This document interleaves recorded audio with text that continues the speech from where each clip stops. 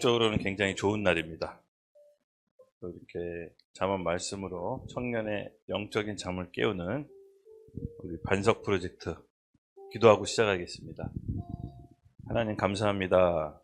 이렇게 아침에 또 우리 주에 예비된 청년들을 불러 모아주시고 또 이들로 하여금 하나님의 말씀을 듣게 하셔서 또 삶의 기초를 바르게 세우고 또 하나님이 원하시는 또 기뻐하시는 온전하신 방향으로 삶을 살아갈 수 있도록 준비한 모든 청년들에게 하나님 특별한 은혜와 또 인재를 허락하여 주시옵소서. 또 이들이 잘 준비돼서 각자 맡은 또 영역으로 나아갈 때 특별히 또 귀하게 쓰임받게 해주시고 또 거기서 영향력을 발휘할 수 있는 인재로 성장시켜 주시옵소서. 감사합니다. 하나님께 모든 걸 맡겨드립니다. 감사하며 예수님의 이름으로 기도드렸습니다. 아멘. 네, 벌써 우리 6번째 시간이네요. 네. 오늘도 굉장히 중요한 내용이 또 이렇게 나눠질 것 같습니다. 결과적으로 봤을 때 우리 잠언에서 어떻게 보면 여러분 좀 핵심적인 태도는 뭐냐. 사람의 미래, 우리의 삶의 계획을 하나님께 맡기는 태도입니다. 물론 우리가 우리의 진로와 또 우리의 계획을 세울 수가 있습니다. 그래서 계획을 세우는 것은 반드시 해야 됩니다. 그러나 어떻게 보면 미래에 대한 자기 확신보다도 하나님께 내 삶을 좀 맡기는 태도가 오히려 더 잠언에서 얘기하고 있는 핵심 메시지라고 보시면 됩니다. 잠언 16장 9절 우리 제가 함께 읽어드리겠습니다. 잠언 16장 9절. 사람이 마음으로 자기의 길을 계획할지라도 그의 걸음을 인도하시는 이는 여호와시니라. 아멘. 하나님은 우리 인간의 계획, 사람의 계획을 무시하지 않습니다. 그 계획을 무시하시는 분이 아니라 그 계획을 우리가 할지라도, 세울지라도 그 계획대로 걸음을 인도하시는 분은 누구시다? 사람이 주체가 아니라는 겁니다. 정말로 아이러니하게 사람이 계획을 세웠는데 그 계획대로 갈지 안 갈지 인도하시는 분은 결국 하나님이시라는 겁니다. 그래서 우리가 계획을 세울지라도 하나님께 우리의 삶을 맡기는 태도, 즉 내가 하나님께 주인 자리를 내어드리는 태도가 있어야 되는데 이게 생각보다 쉽지 않죠. 어렵죠.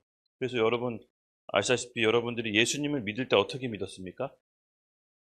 침례 받으신 분들은 이제 침례 그 간증에 뚜렷하게 나와야 되는데 예수님을 우리가 믿을 때 주와 그리스도를 믿는 겁니다.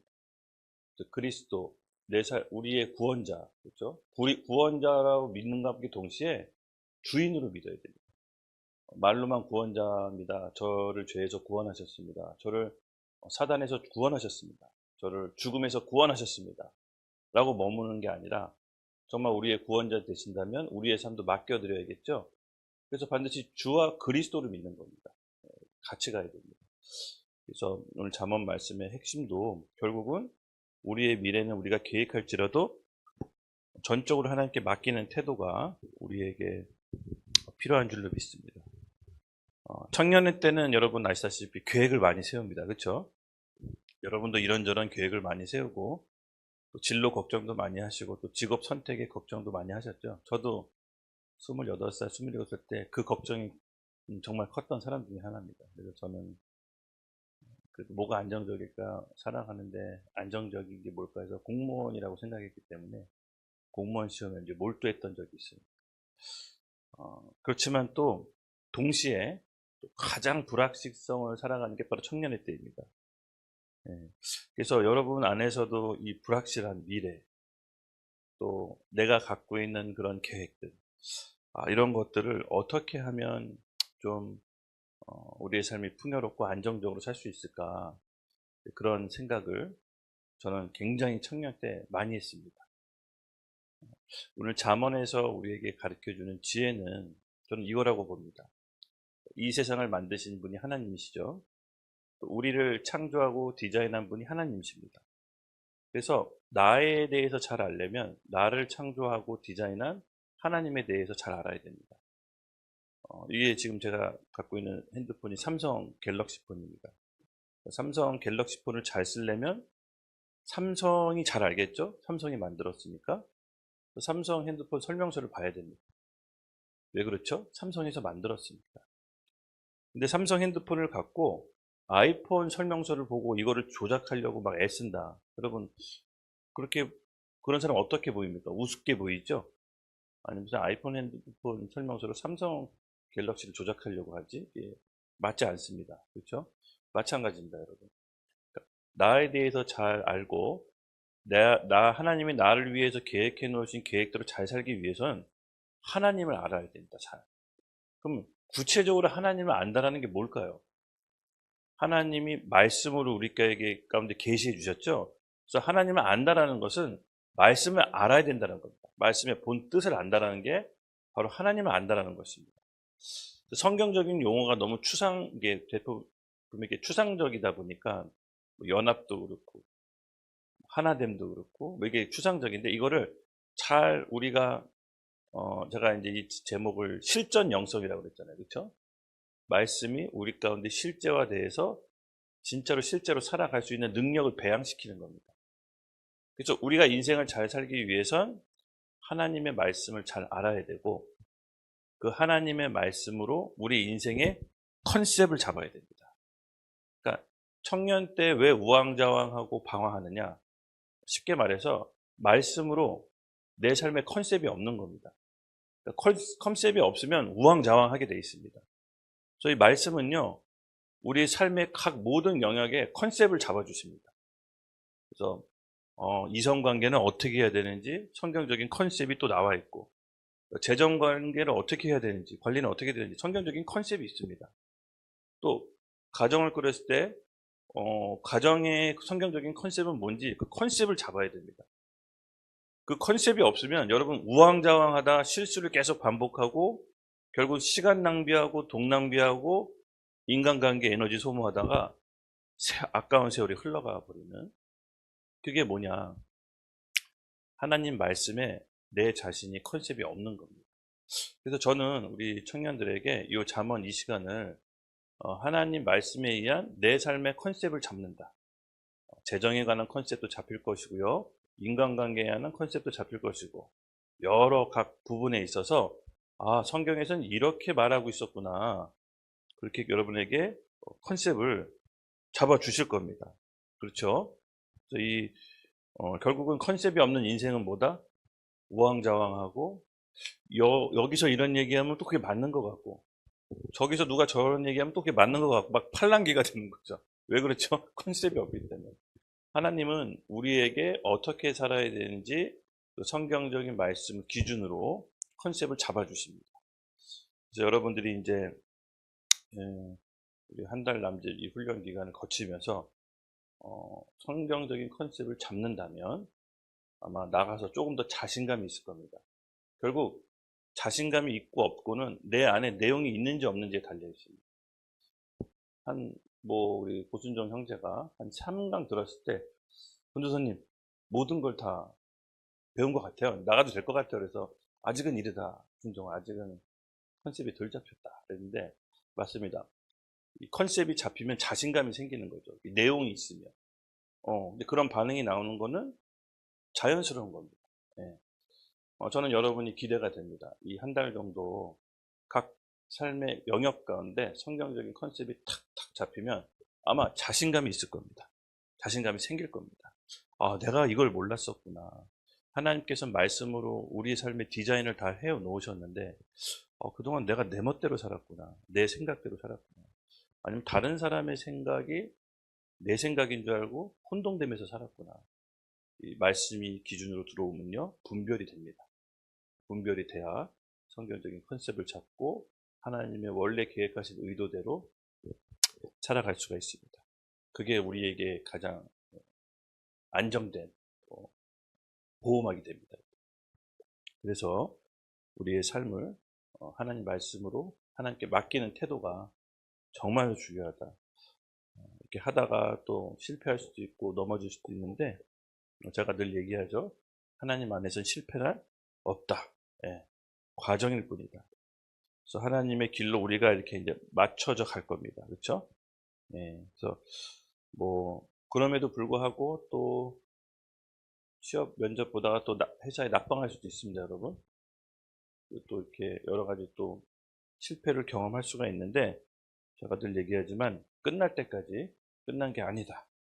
여러분 이 시간을 통해서 하나님께서 뭘 원하시는지 여러분이 깨닫고 또 내가 이 성경적인 지식과 컨셉을 그동안 못 잡았었구나.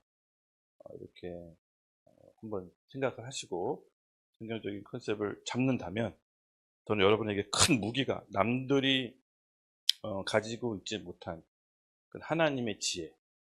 그러니까 세상도요. 결국 세상에서 이렇게 배우는 철학, 사상, 지식을 보면 다 하나님의 성경 말씀을 따와서 벤치마킹해서 다 이렇게 표장해서 설명하는 거더라고요. 결국 지식의 원천은 어디다? 싱크탱크는 하나님의 말씀, 성경이다. 그래서 오늘 그 말씀을 잠언을 통해서 여러분 컨셉을 잘 잡는 시간이 되길 예수님의 이름 축복합니다. 그래서 오늘의 주제는 컨셉. 그래서 말씀 한 구절 한 구절 이렇게 살펴보도록 하겠습니다. 잠언 1장 25절 말씀 우리 함께 우렁차게 읽겠습니다. 시작. 도리어 나의 모든 교훈을 멸시하며 나의 책망을 받지 아니하였는즉. 아멘. 네, 25절 아멘. 맞습니다. 나의 교훈을 멸시하며 나의 책망을 받지 아니하였은즉. 네. 결국은 교훈과 책망, 하나님이 교훈과 책망을 주시는 이유가 있습니다. 그렇죠? 하나님께서는 어저께도 얘기했지만 바로 우리에게 고난을 주시는 분은 아닙니다. 고난을 주시기, 자녀에게 고난도 허락하시지만 결국 하나님께서 우리에게 돌이켜서 하나님의 원래 우리의 계획한 인생의 방향대로 가시고자 하기 위해서 최후의 수단으로 고난을 허락하신 것이지 고난을 주시기 위해서 고난을 주시는 게 아니다.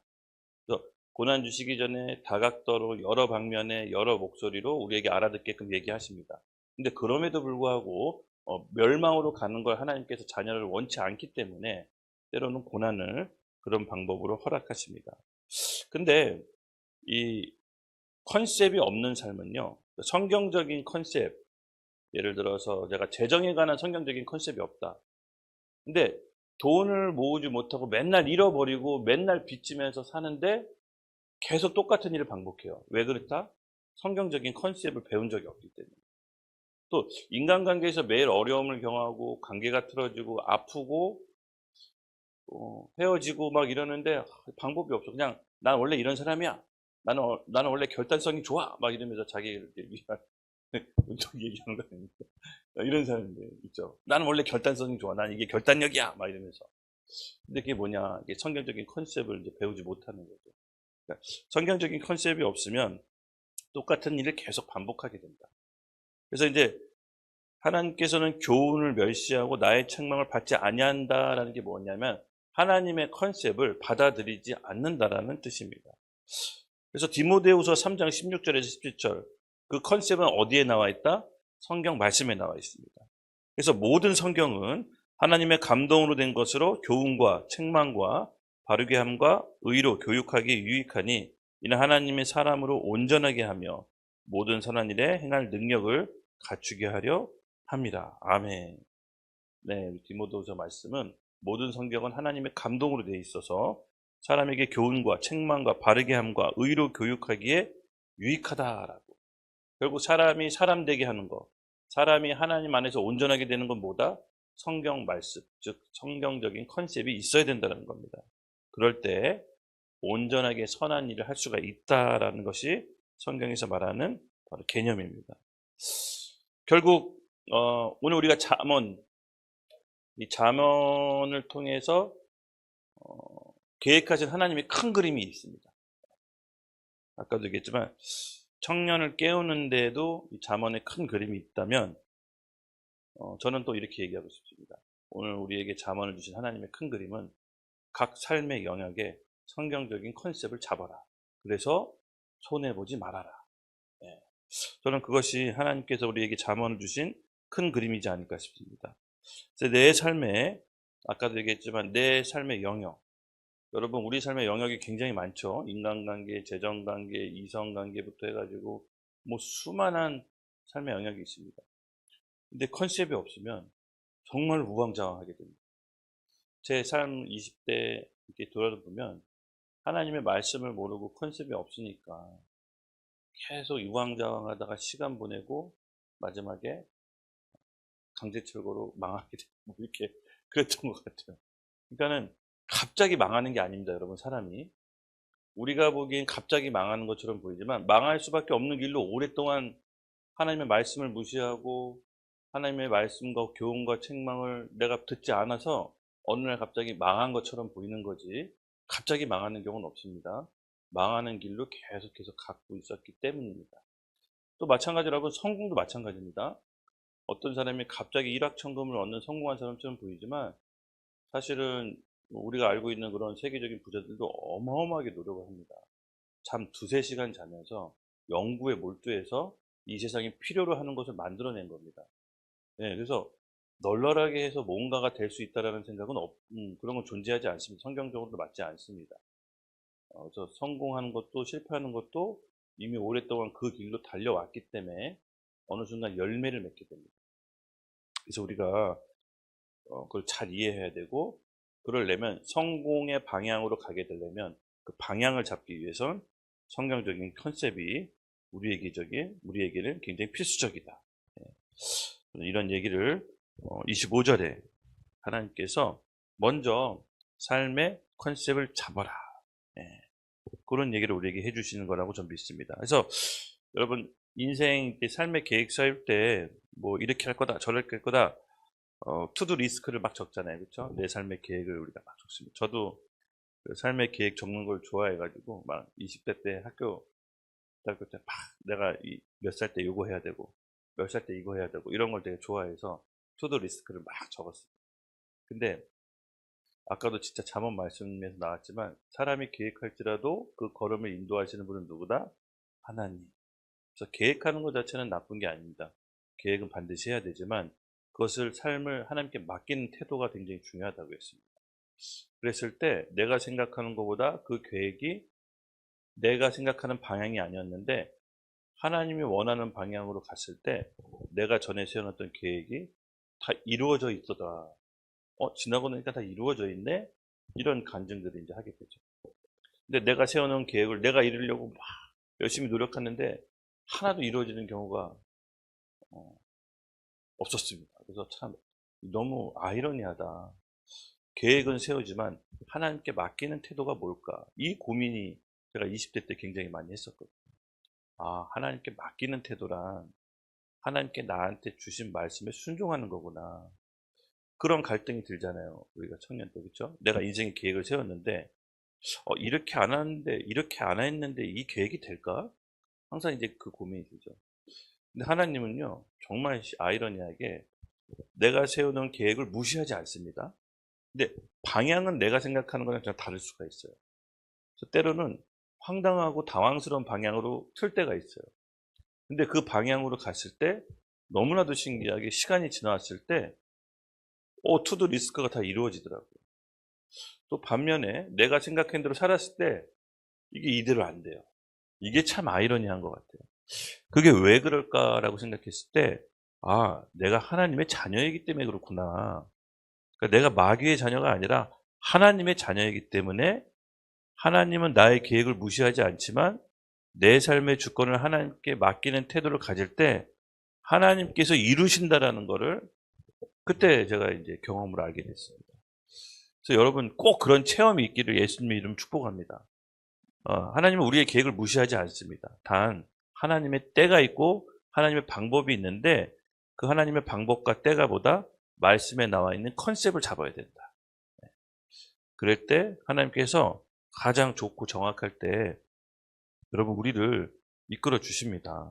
제가 뭐 너무 제 얘기를 많이 하지 않으려고 하는데 안 할래 안 할 수가 없습니다. 또 제가 하나님을 알고 이렇게 살 때 정말 내가 내 인생에서 과연 이런 일이 있을까? 이런 일이 나에게 있을까? 싶은 일들이 굉장히 많이 벌어지더라고요. 하나님께서 인생을 맡기는 게 바로 이런 유익과 이런 감동이 있구나. 이게 새삼 느끼게 됐습니다. 아마 제가 제 뜻대로 계속 살았으면 제가 지금 여러분과 함께 이 자리에 있지 않을 뿐더러 저는 어디서 길거리에서 아마 좀 객사하지 않았을까. 이렇게 개인적으로 그런 생각을 합니다. 최악의 상상을 해봅니다. 죽을 뻔한 적도 여러 번 있었고요. 근데 하나님 믿고 일단은 내 생각 꺾는 게 되게 쉽지 않았지만 제가 한번 서두에도 얘기했잖아요. 내가 28년 내 계획대로 살아봤는데 만족스럽지 못하는데 이대로 또 28년을 살아야 되나 이런 근본적인 물음이 있었거든요. 그럼 내 생각을 바꿔야겠다. 그러면서 이제 말씀으로 순종하기 시작했습니다. 근데 놀랍게도 굉장한 큰 유익이 따라왔습니다. 이걸 한번 맛보니까 믿음이 쑥쑥 성장하는 거예요. 여러분, 고난을 통해서도 우리가 믿음이 성장하지만 하나님이 우리에게 주시는 기쁨과 성공을 통해서도 우리 믿음이 성장합니다. 그래서 맨날 고난만 당할 수는 없어요. 그래서 하나님이 우리에게 이렇게 순종하라고 해주실 때는 진짜 좋은 거 주시려고 하시는 거예요. 근데 그거를 여러분이 믿음으로 뛰어넘으셔야 돼요. 이건 체험을 하셔야 돼. 내가 여기까지는 가이드는 해주지만 체험은 본인들의 몫이에요. 네. 여러분들도 여러분들을 객관적으로 한번 평가해 보세요. 지금까지 만족했는지. 지금까지 정말 만족하고 흡족하다면 여기서 잠언 강의를 들을 필요가 없겠죠. 자기가 살던 대로 살면 됩니다. 그렇죠? 우리가 여기 잠언 강의를 들었던 이유는 이전과 같은 똑같은 실수를 하지 않기 위해서, 이전과 같은 똑같은 삶을 반복하지 않기 위해서 저는 여러분들이 모인 줄로 믿습니다. 그래서 성경적인 컨셉 없는 삶은 교훈을 멸시하고 책망을 받아들이지 않습니다. 그런 삶은 죄송하지만 좀 성장이 어렵다. 제가 청년들을 만나고 또 청년이 아닌 사람들을 만나서 케어해보지만 결국 자기 생각을 바꾸려고 하지 않는 사람들은 성장이 어렵더라고요. 성장이 안 돼요. 어떻게 할 수가 없어요. 자기 생각대로 사는 수밖에 없습니다. 네. 그래서 26절 본격적으로 그렇다면 성경적 컨셉이 없는 삶은 어떠한 삶이냐 라는 걸 좀 나타내는데 우리 26절 같이 함께 읽을까요? 시작.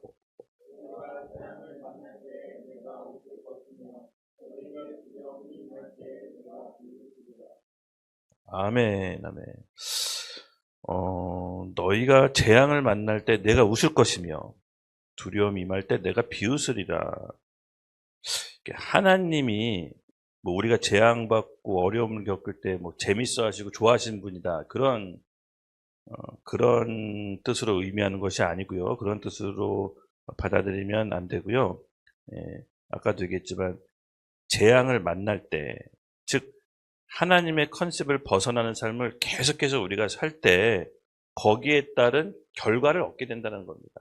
재앙을 만나게 된다는 것이죠. 맞습니다, 여러분. 이게 말씀의 본 뜻을 우리가 잘 이제 받아들여야 되는데요. 우리가 재앙을 만나드리고 고통당할 때 하나님이 뭐 좋아하고 비웃으시는 그런 분이 아니라 결국 아까도 얘기했지만 성공할 수밖에 없는 길을 계속 걸어왔기 때문에 어느 날 성공의 모습으로 열매를 맺게 되고 실패도 사실은 한순간 실패로 나타나는 게 아니라 한 번 잘못했다고 해서 실패가 아니라 계속해서 그 길을 걸어왔기 때문에 실패의 열매를 맺게 되는 거죠. 마찬가지입니다. 이 재앙을 만날 때도 재앙은 갑작스럽게 도둑처럼 임하지만 사실은 재앙으로 갈 수밖에 없도록 본인이 선택하는 삶이 계속해서 있었다라는 겁니다. 그래서 우리가 정말로 아쉽게도 배워야 된다는 거죠. 교육이 여러분 굉장히 중요합니다, 사실은. 교육이 거의 뭐 만사라고 해도 저는 뭐 과언이 없습니다. 결국 성경적인 지식도 일단 배워야 되잖아요. 그렇죠? 복음도 들어야 복음이 있는지 없는지를 일단 알 거 아닙니까?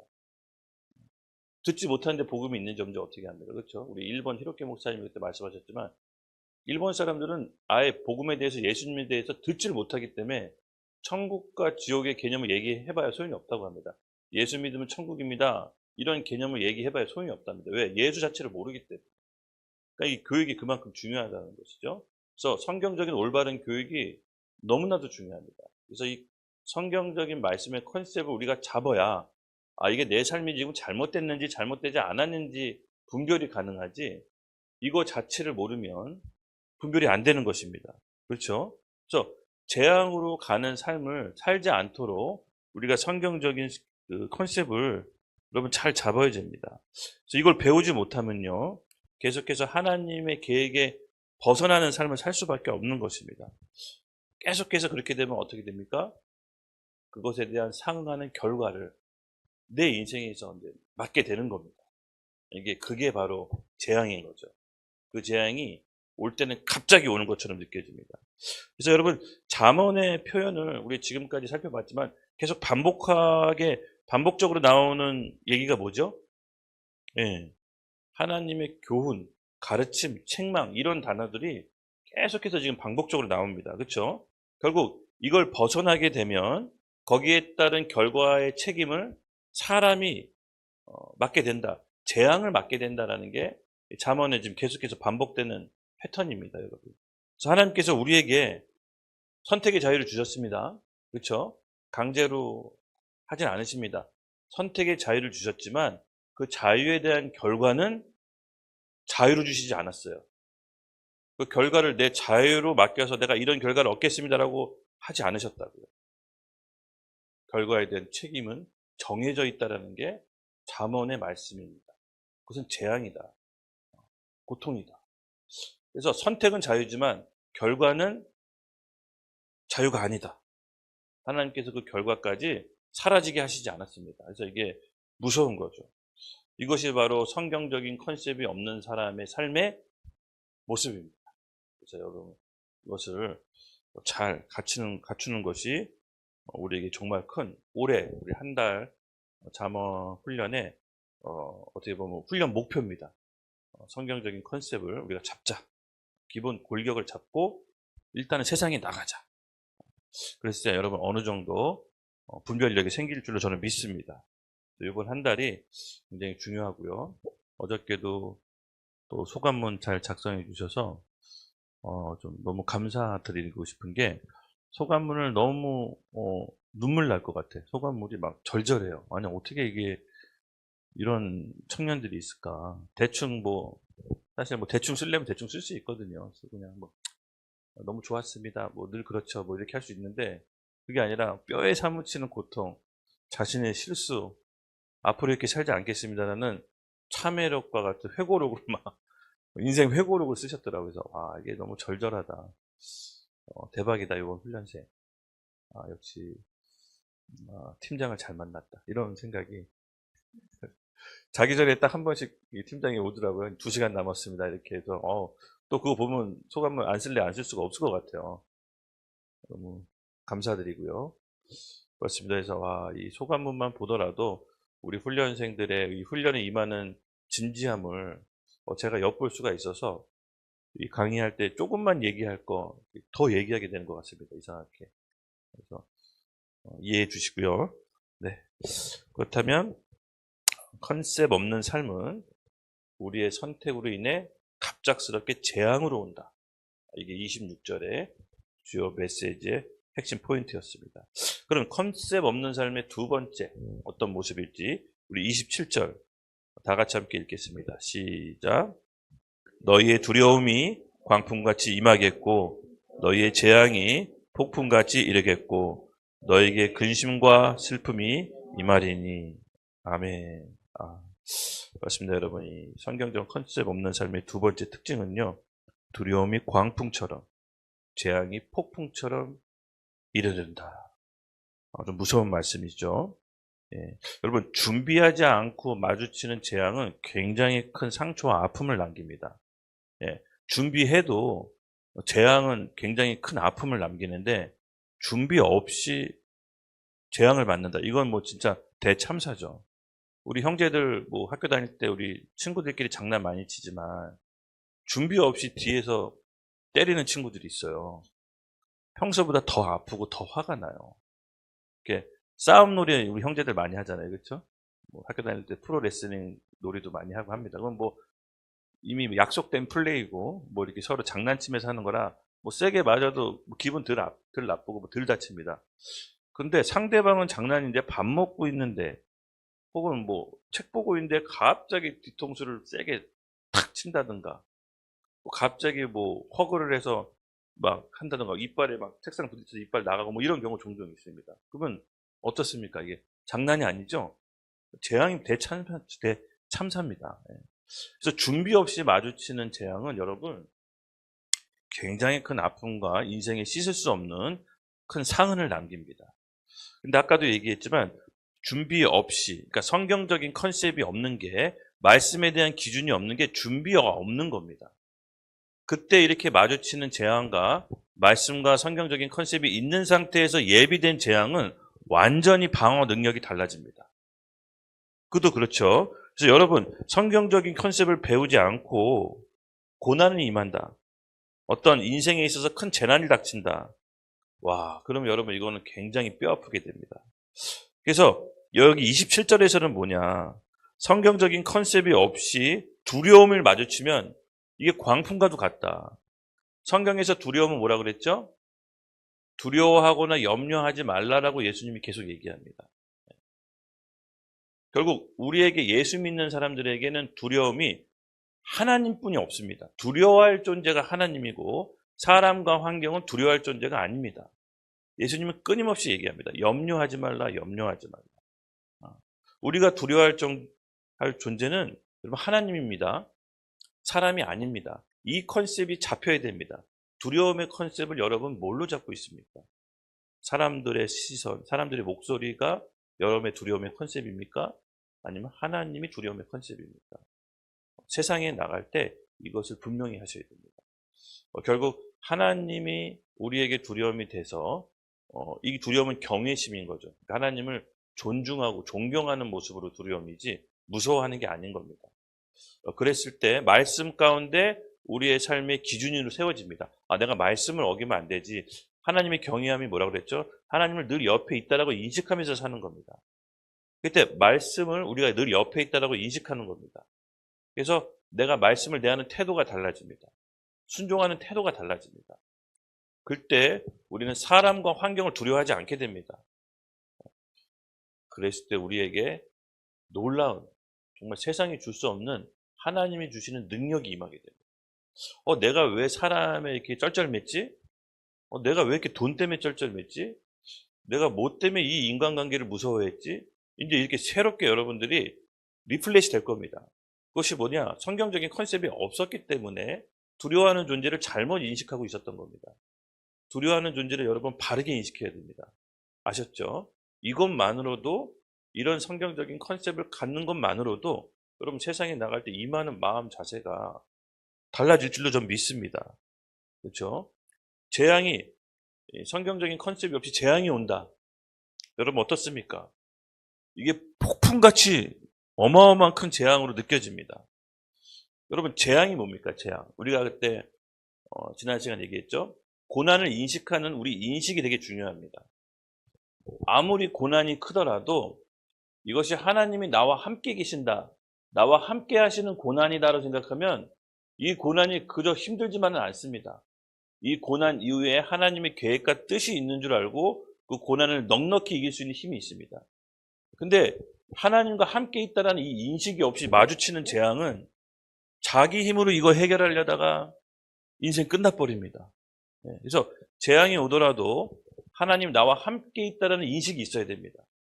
그래서 이 재앙에 대한 컨셉이 있어야 됩니다. 그렇죠?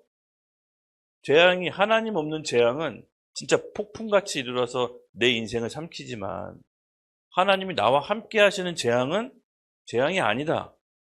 하나님이 뜻이 있고 이유가 있어서 나에게 가장 좋은 길로 이끌어 주신다. 재앙을 대하는 태도가 달라지고 재앙을 임하는 마음가짐이 달라집니다. 그래서 성경적인 컨셉이 각각 여러분 있어야 됩니다. 그러면 삶을 임하는 태도, 나에게 삶에서 오는 장애물을 대하는 태도가 완전히 달라지죠. 예를 들어서 이런 겁니다, 여러분.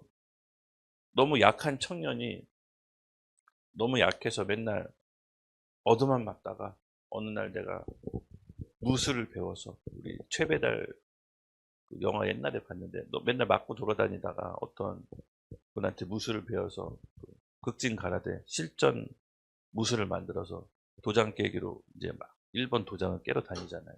영화 보셨죠? 왜 채배달이 그렇게 바뀌었습니까? 컨셉을 잡은 겁니다.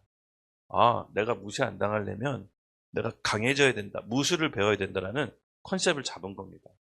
마찬가지입니다, 여러분. 우리의 삶도 이런 영적인 전쟁터입니다. 성경적인 컨셉 없이 세상에 나가서 싸운다? 100점 100패입니다. 그 성경적인 컨셉은 말씀으로 잡아야 됩니다. 왜냐면 하나님이 우리를 하나님이 디자인하셨기 때문에. 그 디자인한 설명서가 어디에 있다? 성경 말씀입니다. 그래서 여러분, 하나님에 대한 컨셉 없는 두려움과 재앙은 광풍 같고 폭풍 같아서 우리 인간을 덮치지만 하나님에 대한 말씀에 대한 컨셉이 잡히면 더 이상 재앙과 폭풍은 두렵지 않습니다. 그거를 통해서 우리는 오히려 윈드 서핑을 탈 수 있습니다. 파도가 몰아칠 때 파도를 두려워하는 것이 아니라 예수님이라는 윈드 서핑을 타고 그 파도를 타는 여유로움을 여러분이 즐기게 될 것입니다. 할렐루야. 이렇게 영적인 우월감을 갖고 영적인 자신감을 갖고 세상에 나가셔야 됩니다. 세상은 우리를 위한 윈드서핑을 타기 위한 파도일 뿐이다. 할렐루야. 우리의 윈드서핑은 뭐다? 성령님, 예수님. 그래서 윈드서핑을 우리 하나씩 갖고 있는 겁니다. 할렐루야. 그래서 결코 여러분 두려워하지 마십시오. 그래서 이 청년 때 성경적인 컨셉을 잡는 게 여러분 너무나 중요합니다. 네. 결국은 계속 또 반복해서 얘기하지만 평소에 우리의 선택, 이 작은 선택이 큰 결과를 만들기 때문에 너무나도 작은 선택이 중요합니다. 습관도 마찬가지죠. 그래서 어떤 걸 선택할 때 꼭 하나님께 물어보고 하시는 선택이 필요합니다. 잠깐 기도하고 말씀을 찾아보고 이 선택을 하는 게 옳을지 맞을지 기도해 보세요. 그냥 선택할 수도 있겠지만 기도해 보시면 다른 각도로 말씀을 주세요. 그렇게 해서 하나하나 우리의 작은 선택들이 나중에 성공으로 이어지게끔 하기 위해선 말씀, 올바른 지식과 내가 그렇게 살아볼 실제 능력이 더해져야 됩니다. 실제 삶이 더해져야 됩니다. 그렇게 여러분은 어떻게 보면 하나님께서 지금 좋은 때를 주셨을 거라고 믿습니다. 그래서 27절의 결론을 얘기하면 재앙이 강한 사람을 만드는 게 아닙니다. 그렇죠? 성경적인 컨셉이 사람을 강하게 만드는 겁니다. 네. 여러분, 우리에게는 세상은 뭐다? 그냥 파도일 뿐이다.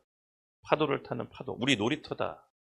라는 마음에 강한 컨셉을 잡으시기를 예수님의 이름으로 축복합니다. 네, 28절 우리 같이 함께 또 읽겠습니다. 시작. 그때 너희가 나를 부르리라. 그래도 내가 대답하지 아니하겠고 부지런히 나를 찾으리라. 그래도 나를 만나지 못하리라. 아멘. 이제 주목해야 될 바로 말씀이 그때가 있습니다. 하나님이 이제 어떤 시점을 이제 말씀을 통해서 말씀하시는데요. 어느 때 하나님의 허락한 은혜의 때가 지나면 하나님의 속성은요, 우리에게 먼저 은혜를 주십니다. 근데 그 은혜가 무한정 있지 않다라는 게 하나님의 속성 중에 하나입니다. 즉 하나님은 이 세상에 시작과 있고 끝인 종말이 있습니다. 성경에. 그렇죠? 근데 지금은 우리 교회 시대의 은혜의 시대라고 합니다. 이제 예수님 믿고 구원받고 돌아올 수 있는 사람들이 지금 이때 우리가 구원받고 돌아올 수 있습니다. 근데 종말의 때, 마지막 때가 되면 그 은혜의 때는 끝이 나는 겁니다. 이제 돌아올 수가 없는 겁니다. 그때는 이제 심판입니다. 심판. 그래서 하나님은요, 그냥 무한정 은혜를 베푸시는 게 아니라 정한 때가 있다라는 겁니다. 그래서 그 때가 지나면 또 다른 시즌으로 넘어가는데 28절은 그걸 얘기하는 겁니다. 그때 나를 부르나 대답하지 않을 것이다. 이미 은혜의 때를 허락했고 충분히 알려줬고 네가 못 알아들을까 봐 고난까지 했고 주변 사람을 통해서 알려줬고 말씀을 통해서 알려줬고 네 인생 가운데 내가 의인들을 보내줬고 수차례 얘기했고 근데 그 때가 지나면 더 이상 네가 아무리 날 불러도 대답하지 않는다. 하나님이 정한 때가 있다는 겁니다. 은혜는. 여러분 잊지 마세요. 하나님은 은혜가 무한정 있는 것이 아닙니다. 부지런히 나를 찾으리라. 그래도 나를 만나지 못하리라. 하나님의 정한 때에 돌아오시고 하나님이 정한 때 여러분 하나님 안에 들어가셔야 됩니다. 이게 하나님의 속성입니다. 그래서 하나님의 시간표와 우리 인간의 원함이 시간표가 있는데 잠언은 이렇게 얘기합니다. 단호하게 말합니다. 그때를 정하는 건 나지 너가 아니다. 내가 은혜의 때 불렀을 때 네가 나에게 맞추는 것이지 내가 너에게 맞추는 것이 아니다. 시간의 주관자, 이 세상의 주관자는 나다라는 것입니다. 그 때를 정하는 건 하나님이시지 우리의 주권이 아니라는 겁니다.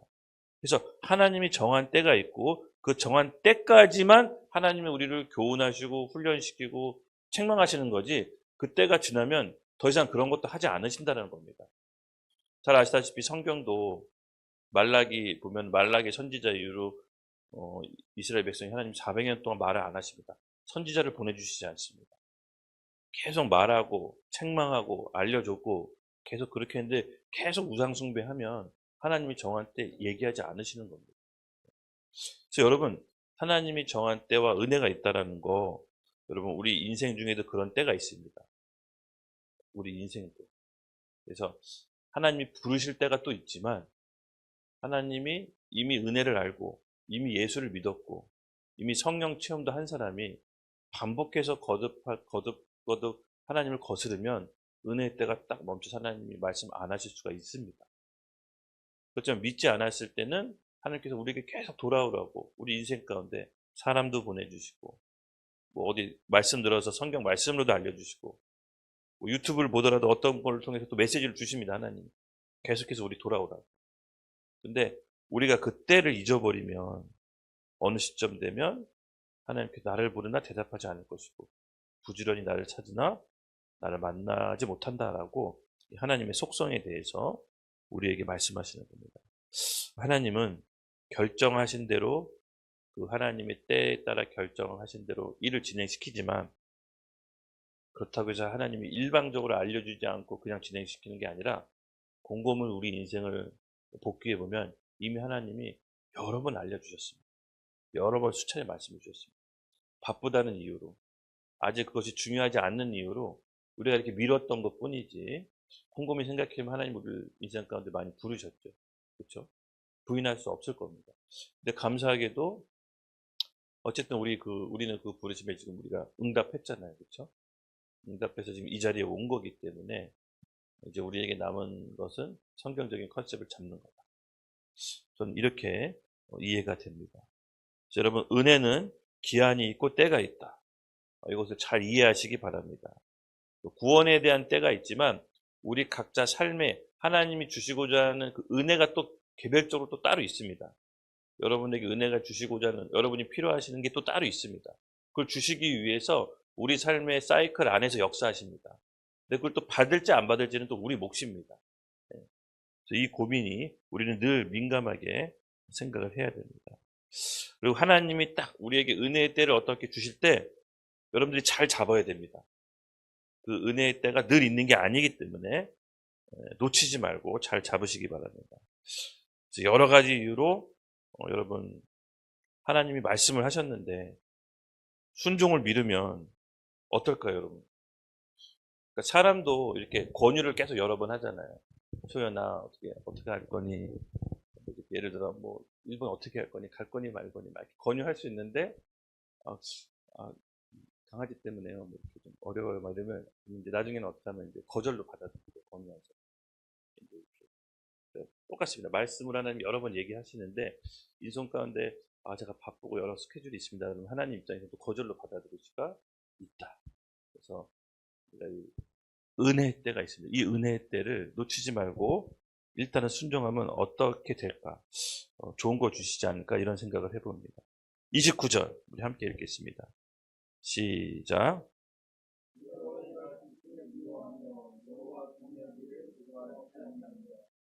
네, 아멘. 지식을 미워하며 여호와 경외하기를 즐거워하지 아니한다. 네, 맞습니다, 여러분. 결국은 좀 근본적인 문제로 좀 따지고 들어가 보면 우리의 삶의 모든 문제는요, 하나님을 거부하고 등한시한 데서 옵니다. 사실은 아주 사소한 디테일한 것부터 시작해서 이미 하나님이 말씀해 주시고 알려주시고 주변 사람을 통해서 얘기해 주시는데, 결국은 차분하게 복귀해서 생각해 보면 참 내가 알았는데 여러 가지 이유로, 바쁘다는 이유로 내가 선택을 안 했었지, 그렇게 생각이 될 겁니다. 결국 내 삶의 문제를, 그 문제에만 초점을 맞추는 게 아니라 그 문제가 왜 생겼는지를 복귀해 보면 하나님과의 문제가 있었다는 것을 여러분 알게 됩니다. 사실은 주변 사람과의 문제도 사실 하나님과의 문제로 야기됐다라고 보시면 돼요. 문제를 사람 탓으로 돌리거나, 문제를 어떤 조직 탓으로 돌리거나, 문제를 상황 탓으로 돌리면 문제의 실타래가 잡히지 않습니다. 내가 하나님보다 다른 걸 더 우선시했고, 다른 걸 더 사랑했고, 다른 걸 더 좋아해서 선택해서 그 상황이 나왔던 거지, 하나님의 우선시했다면 이런 선택이 있었을까, 이런 결과가 있었을까, 한번 잘 복귀해 보십시오. 결국은 삶의 문제가 사실 하나님과의 문제에서부터 틀어져서, 하나님의 관계가 틀어져서 시작됐다는 것을 우리는 알 수가 있습니다. 그래서 제가 진짜 질문하겠습니다, 여러분. 제가 가끔 상담을 많이 하는데, 상담을 해줘도 문제 해결의 실마리를 못 찾는 분들이 있어요. 근데 그분들의 특징을 보면 자신보다 다른 사람, 환경, 다른 조직, 그러니까 주변 탓하는 걸로 문제의식을 하면 절대 문제는 해결 안 됩니다. 문제 해결 안 됩니다. 그것보다 제가 질문을 하는 게 있습니다. 정말로 하나님이 우리 형제님, 우리 자매님 인생에 개입하기를 원하시냐? 그걸 전 먼저 물어봅니다. 정말로 하나님이 우리 형제님, 자매님 문제에 개입하기 원하시면 문제는 주변 사람이 아니라 하나님과의 관계입니다.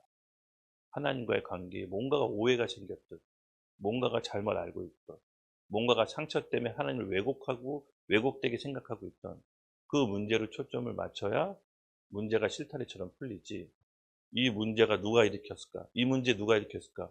그 문제 일으킨 범인을 찾으면 문제 해결이 답이 안 나옵니다. 꼭 상처 입게 되고 관계성이 틀어지게 되고. 여러분, 문제가 생겼을 때 범인을 찾는 게 아닙니다.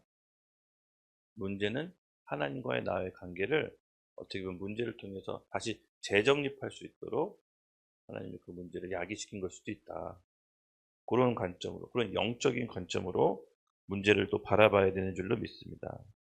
결국 하나님을 믿는다는 건 하나님을 절대 주권자로, 주인으로 내가 맡기는 태도입니다. 아까 우리 서두에 잠언 시작할 때 여러분들이 우리가 계획을 할 수 있지만, 인생의 계획을 할 수 있지만 하나님이 우리의 계획을 인도하신다라는 우리 삶의 주인으로 맡기는 태도가 필요하다고 했죠. 그래서 여러분들에게도 그런 하나님께 인생의 주인을 맡기는 태도가 일어나기를 예수님의 이름으로 축원드립니다. 그래서 지식을 미워하여 여호와를 경외하기를 즐거워하지 않는다라는 것은 결론적으로 하나님의 말씀을 등한시하고 멸시하는 것에부터 우리의 인생의 문제가 시작되는 거고, 그 문제를 해결하기 위해서 하나님과의 관계에 있어서 내가 어떤 좀 하나님과의 관계가 틀어졌나, 하나님과의 관계가 어떤 문제가 생겼는지 그 부분을 놓고 점검하시기를 예수님의 이름으로 축복합니다. 그래서 여러분 가운데 정말로 제가 말씀드리지만 문제를 해결하기 위해서 막 범인을 찾지 마십시오. 그 문제는 나로부터 시작되는 겁니다. 나와 하나님과의 관계. 그 실타래가 풀어졌을 때 문제 해결이 보이기 시작합니다. 놀랍게도. 그래서 저는 여러분에게 그렇게 권해드리고 싶고요. 오늘은 29절까지 이 성경적인 컨셉을 잡는 방법에 대해서 좀 알아봤고, 오늘 청년의 잠을 깨우는 잠언 반석 프로젝트 6번째 시간 마무리하고요. 네, 아침 식사 하시면서 나눔하고 또 가도록 하겠습니다. 감사합니다. 하나님 감사합니다. 오늘 말씀을 통해서 우리 각 삶의 영역에 성경적인 컨셉과 기준을 잡아주시옵소서. 특별히 이 세상으로 가기 전에 준비하고 있는 우리 청년들에게 하나님 능력과 지혜와 용기를 또 허락해 주시고, 또 왜곡된 잘못된 생각들이 있었다면 말씀 안에서 바로 잡히고 하나님의 좋은 군사로서 일어설 수 있도록 준비시켜 주시옵소서. 예수님의 이름으로 기도드렸습니다. 아멘. 기도드렸습니다.